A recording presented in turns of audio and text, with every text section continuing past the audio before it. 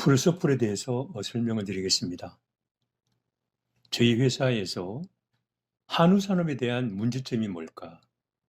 국제 경쟁력을 높이기 위해서는 어떻게 할까를 여러 고민하고 생각해서 내린 결론이, 먼저 이유기간, 송아지 이유기간에 대한 단축, 그 다음에 번식 후의 번식 간격 단축, 그 다음에 비육 후의 출하일령 단축. 이 출하일령 단축은 육지를 훼손하지 않은 범위 내에서의 단축을 얘기합니다. 그 다음에 이 세 가지가 전제조건 됐을 때는 생산비 절감 30% 효과가 있다고 판단을 했습니다. 그래서 저희들이 내건 캐치프레이즈는 한우산업 30, 30, 30, 30이라는 캐치프레이즈입니다. 이 30, 30, 30, 30의 캐치프레이즈는 송아지 이유기간 30일 단축, 번식 후 번식 간격 30일 단축, 비육 후 출하일령 30일 단축, 전체적인 한우 생산비 30% 단축. 이러한 의미입니다. 이것을 해결할 수 있는 것이 바로 저희들은 풀서플이라고 생각했습니다. 풀서플은 발효한 대두박입니다. 대부분 사료회사에서 사료 가치를 바꿀 때, 사료 가치를 높일 때 분쇄를 하거나 펠레팅을 하거나 후레이크를 많이 해왔습니다. 각각의 가공 공정이 다 효과가 있습니다만, 저희들은 현재의 사료 가치를 높일 수 있는 방법은 발효라고 생각합니다. 발효는 사료 원료 속에 들어있는 비소화성 물질을 이용될 수 있게 만들고, 발효에 대한 여러 가지 산물이 가축의 생산성에 긍정적으로 작용하는 거죠. 그래서 앞으로 발효와 관련되는 여러 가지 연구가 사료 산업에 대한, 가축에 대한 여러 가지 향상에 도움이 되지 않을까 생각합니다. 저희들이 공급하는 풀서플은 두 가지가 있습니다. 하나는 청미바이오에서 OEM하는 제품하고, 또 다른 하나는 피드업에서 만드는 제품이 되겠습니다. 저희들이 그 발효한 결과, 저희들 풀서플에 보면 여러 가지로 미생물이 살아있습니다. 특히 유산균 같은 경우도 10의 7승 정도 이상이 나타나는 것을 볼 수가 있겠습니다. 그 다음에 대두박을 발효하면 보시는 표와 같이 일반 대두박에 비해서 유기산이라든지, 그 다음에 그 영양소 저해인자라든지 이런 부분이 많은 변화가 있음을 볼 수가 있겠습니다. 먼저 저희들이 발효 대두박을 개발하고 난 이후에 첫 번째 급여한 실험이 송아지입니다. 해외 자료나 여러 사람들의 논문을 수집한 결과 송아지한테 단백질에 대한 중요성은 되게 부각되고 있고, 특히 단백질에 대한 중요성 중에서 단백질에 대한 이용성이 있음을 알게 되었습니다.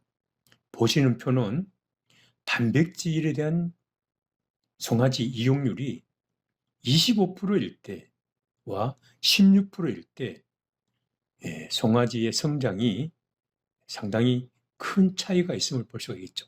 이유했을 때 성장의 차이가 무려 15%에서 20% 정도 차이 나는 것을 볼 수가 있겠습니다. 두 번째로 한우는 어미소가 유량이 부족합니다. 한우가 많이 개량되어 있기 때문에 송아지가 태어나면 과거보다는 많은 양의 단백질 양이 필요한데 어미전만큼은 회수가 안 되기 때문에 반드시 외부에서 단백질을 공급을 해줘야 됩니다. 이런 단백질 공급원이 보통 농장에서 사용하고 있는 농우사료를 통해서 급여하고 있는데, 농우사료는 설사라든지 또 송아지가 섭취를 꺼리는 여러 가지 어려움 때문에 송아지가 충분히 성장하는 데 필요한 단백질을 공급하는 데 어려움이 있다고 볼 수 있겠습니다.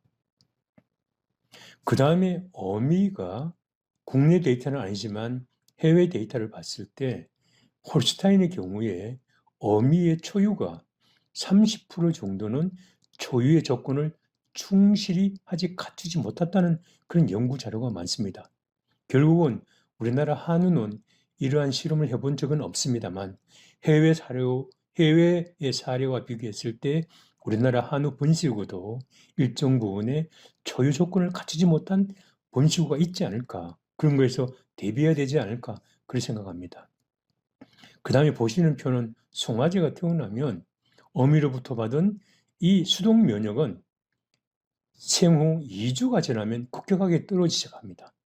결국은 송아지가 태어나서 3 내주 4주 사이에 면역력이 가장 취약한 시기가 되는데, 이러한 면역력을 빨리 보충하기 위해서는 어떤 형태로든지 농후사료가 급여를 빨리 해야 되고, 농후사료를 급여를 빨리 하기 위해서는 결국은 송아지가 태어나서 생후 1주령부터 농후사료를 급여해야 되는데 잘 먹지를 않죠. 이때 발효대박을 통해서 입질을 시키면 되게 빠른 속도로 입질을 성공을 할 수가 있겠습니다. 그렇게 했을 때는 3 내지 4주령 면역력이 가장 취약한 시기를 잘 넘길 수가 있게 되겠습니다. 그 다음에 송아지의 유전적인 성장 곡선인데요. 송아지가 통상적으로 많이 개량됐기 때문에 일당 정체량이 상당히 높을 수가 있습니다. 그런데 현재와 같이 3개월 정도의 이유를 하거나, 그 다음에 농후사료를 입질을 천천히 하거나, 여러 가지로 송아지가 성장에 필요하지 않은 송아지 성장을 좋게 해줄 수 있는 그런 사용관리를 하지 않았다 그러면 송아지의 잠재적인 성장 곡선을 충분히 발휘할 수가 없게 되겠습니다. 이러한 잠재적인 성장 곡선을 충실하게 알려 그러면 농장마다 송아지 체중을 측정해야 되는데 현실적으로 어렵죠. 그래서 저희들이 내린 결론은 송아지의 잠재적인 성장 곡선을 극대화할 수 있는 방법은 송아지가 태어나서 1주령부터 10일 사이에 어떤 형태로든지 발효두박에 대한 입질을 잘 시키는 훈련이 중요하다고 결론을 내렸습니다. 다음에 송아지한테 필요한 것이 단백질뿐만 아니라 이용률이 높은 아미노산이 반드시 수반되어야 된다는 겁니다. 대두박은 단백질과 아미노산 비율이 되게 좋습니다. 보시는 표는 송아지가 이후에 약 8주령 됐을 때 라이신 메치오닌이 송아지가 필요한 양의 110%, 120% 이상을 급여해야 된다는 것인데요. 이러한 급여량은 충분히 대두박을 통해서 급여할 수가 있고, 대두박에 대한 아미노산 이용률을 극대화했을 때 가능한 겁니다. 일반적인 대두박 같은 경우는 표에서 보시는 바와 같이 송아지가 이용할 수 있는 비율이, 그 단백질의 대두박에 대한 이용률이 40%에서 65% 사이밖에 안 됩니다. 2주. 8주가 됐을 때도 그 대두박의 단백질의 이용률은 65%밖에 안 되죠. 그렇게 했을 때는 송아지가 필요한 단백질과 아미노산을 충족할 수 없게 되겠습니다. 보시는 표는 단백질의 다양한 송화원인데요. 최고 앞에 대두박도 역시 송아지가 태어나서 성인이 되더라도 그 대두박의 이용률은 대두박의 단백질의 81%밖에 안 됩니다.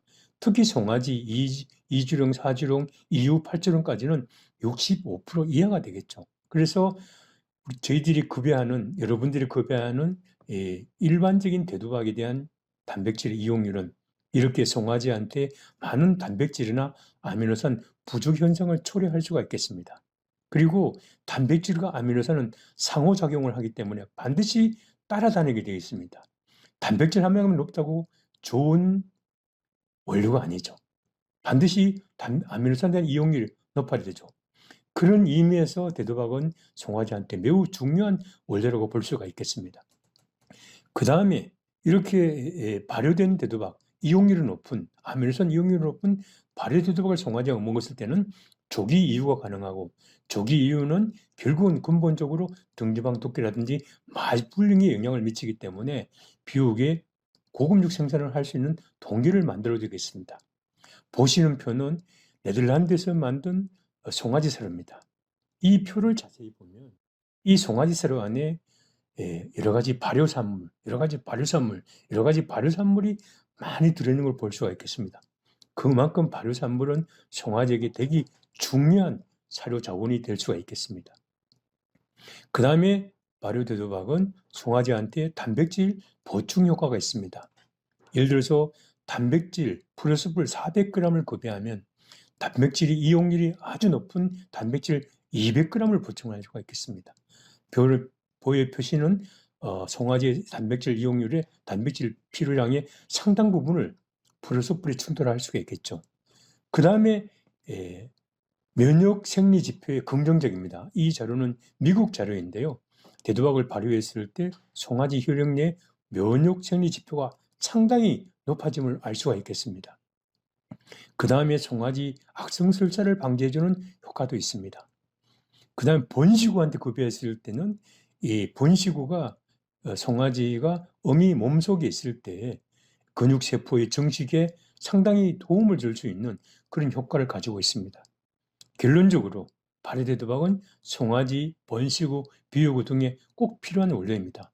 송아지에게는 양질의 단백질을 공급할 뿐만 아니라 교성이 우수하고 피모에 용기를 제공하고 그 다음에 질병 저항률을 높게 하고 악성 할이를 방지하고 조기 이유를 가능하게 하는 효과가 있습니다. 번식우는 번식 간격을 단축할 수가 있고 그 다음에 송시 체중이 증가하는 효과를 가져갈 수가 있고 그 다음에 비유구한테 급여했을 때는 상당히 출하 기간을 단축하고 그 다음에 육질을 좋게 할 수 있는 그런 효과가 가지고 있습니다. 또한 바이패스 단백질은 하절기의 고온 스트레스라든지 고능력 주수한테 필요한 그러한 원료가 되겠습니다. 작년 재작년에 전국의 한우 육질 평가대회에서 대통령상을 받은 전남의 영암의 김용복 사장님이 저희 회사의 제품을 아주 애용하시는 농가입니다. 그분들은 저희 회사의 제품을 가져가서 약 육성대까지 충분하게 단백질이나 아미노산을 공급했기 때문에 아마 그런 영향으로 인해서 아마 고급육을 생산할 수 있는 기반이 다져질 수 있지 않았나 생각됩니다. 송아지한테 급여하는 양은 표와 같습니다. 번식한테 급여하는 양도 표와 같습니다. 비구한테 급여하는 양도 표와 같습니다. 고온 다습한 여름철 스트레스 해소에도 효과가 있습니다. 그리고 작년에 한우능력평가대회에서 대통령상을 받은 전남무안의 박선수 사장님은 저희 회사 제품을 급여하지는 않았습니다만 이 박 사장님도 발효대도박을 급여한 걸로 저희들이 파악을 하고 있습니다. 이상으로 발효대도박에 대해서 여러분들에게 설명을 드렸습니다. 저희들이 이 발효대도박을 한우 송아지한테 확산하기 위해서 전국에 한 60농가 이상 송아지한테 실험을 했고 많은 교육을 통해서 홍보를 했습니다. 이제 농가에서 발효대도박에 대한 인식은 많이 개선된 걸 알고 있고 이 발효대도박이 한우 산업에 상당히 많은 변화를 줄 수 있을 거라고 생각하고 있습니다. 저희들이 노력한 이 발효대도박, 풀서풀 여러분들과 함께 하시면 한우 산업이나 젖선 산업에 많은 변화를 줄 수 있고 새로운 이노베이션을 할 수 있을 거라고 생각됩니다. 감사합니다.